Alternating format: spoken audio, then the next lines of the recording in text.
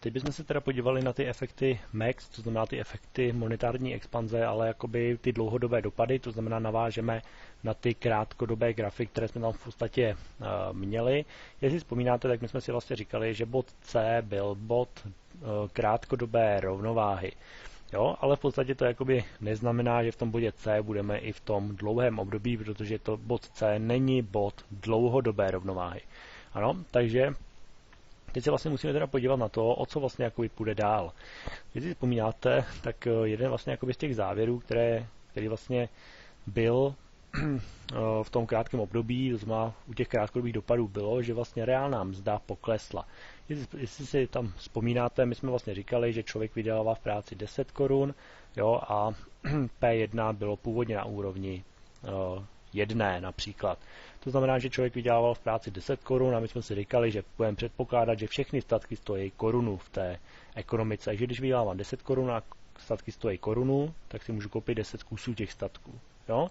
Jenže teď vlastně došlo k tomu, že V1 bylo pořád stejný a cenová hladina se zvýšila na P2, jo, v tom krátkém období. Takže z P1 na P2, jo, z bodu A do bodu té krátkodobé rovnováhy. Jsme se šoupali. Takže V1 je pořád 10, ale cena každého statku jsou jenom 2 koruny, takže si vlastně člověk může koupit už jenom 5 kusů. Jo?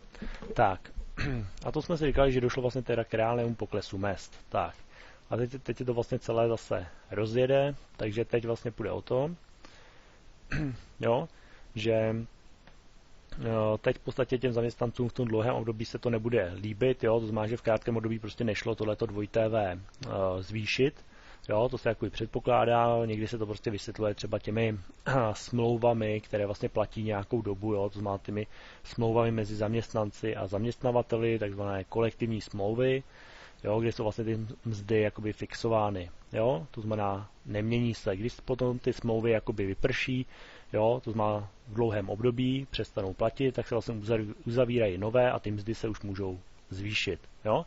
Pro nás je ale důležité to, že prostě zaměstnancům se to líbit nebude, to, že jim poklesly, takže v dlouhém období si vymůžou zvýšení těch mezd na V2 lomeno P2. To znamená V2 budou chtít zvýšit z 10 na 20, to znamená V1 je 10, V2 bude 20, no a P2 je pořád 2.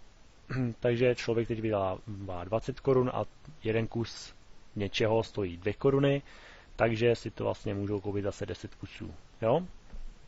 A jsou zase na té výchozí úrovni. Jenže ceny, nebo respektive teda ty mzdy, jak vidíme, vlastně vzrostly. Jo? To znamená, vidíme z 10 na 20, to znamená, tadyhle vlastně máme tedy nějaké dvojité V1, to bylo vlastně pro těch 10, a teď už jsou 20. A my jsme si už jakoby říkali, že když se zvýší ty mzdy, tak vlastně podniku rostou náklady, takže ho to přinutí zvýšit ceny. Jo? Tím pádem to SAS se vlastně posune takhle, jo? Na SAS při dvojité V2, jo? To znamená při těch 20 korunách. Jo? A vidíme, že tedy došlo ale zase k čemu?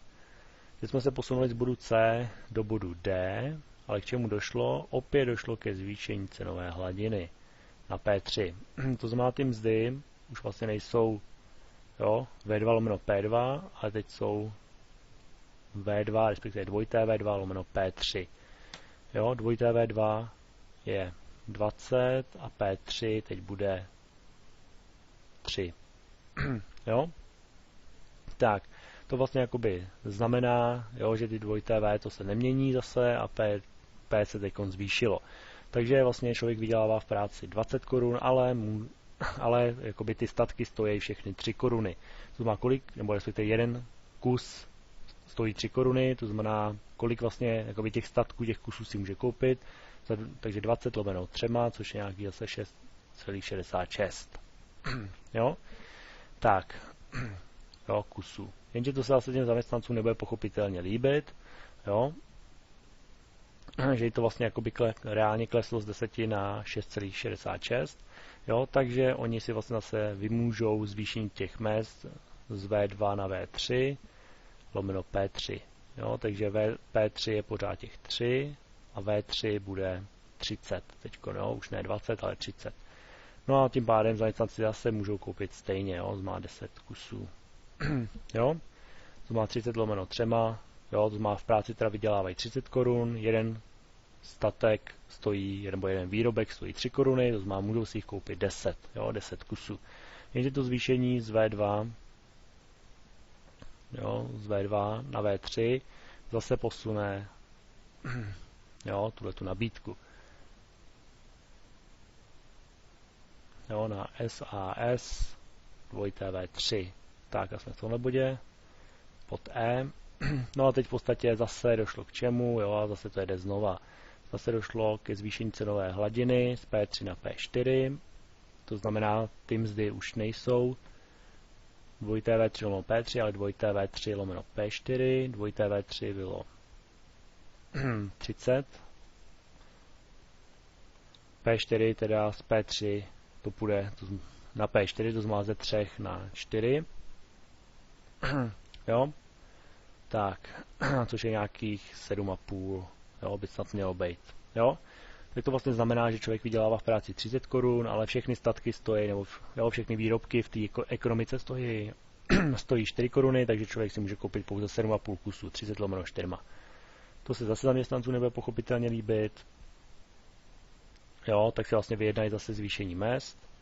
Takže tady bude situace V4, P4, V4 bude 40, jo, takže z 30 na 40, z V3 na V4 a P4 podá 4. To znamená, člověk vydělává v práci 40 korun, každý výrobek v ekonomice stojí 4 koruny, takže si může koupit zase 10 kusů a zase jsou tam, jo, kde byly, 10, 10, jo.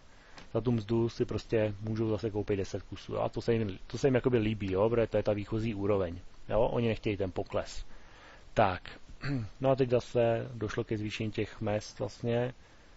Jo, to znamená z 30 na 40. Takže z V3 zase na V4. Jo, tyhle z V3 na V4 na 40. Takže jo, se to vlastně zase posune. Jo, teď skončíme tedy už v bodě dlouhodobé rovnováhy. Tak, na 2TV4 se to šouplo. Tady to je bod F. Tak, jo, a jsme zase zpátky na dlouhodobé agregátní nabídce, takže bod F je tedy bod dlouhodobé rovnováhy. Tak, no a teď v podstatě zase musíme řešit nějaké ty dopady. Jaké tedy vlastně ty dopady konkrétně jsou? Tak, já napíšu sem dopady. Takže za prvý, k čemu došlo, porovnáváme tedy bod A a bod F. Jo? To znamená ten výchozí bod s bodem dlouhodobé rovnováhy. Vidíme, že produkt se nezměnil. Jo? Takže produkt se nemění a zaměstnanost taky ne. Tak. Jo? Takže když se, jo, to znamená v bodě A i v bodě F jsou vlastně, jo, je ten produkt úplně stejný.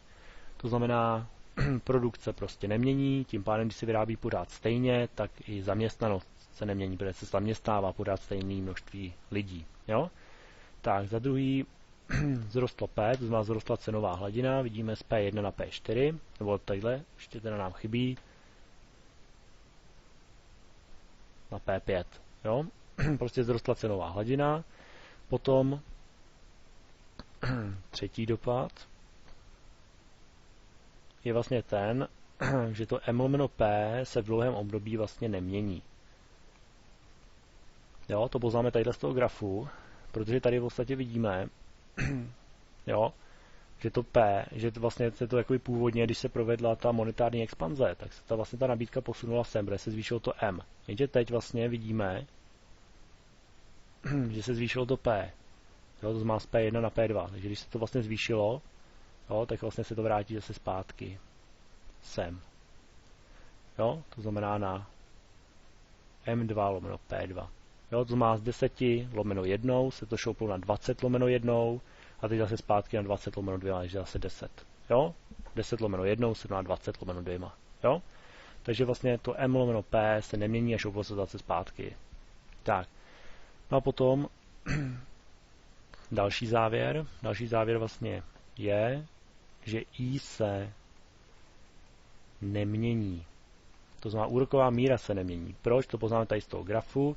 Jestli si vzpomínáte, zase jsme si říkali, že když se vlastně šoupe tohleto, ta nabídka peněz, tak se šoupe i LM.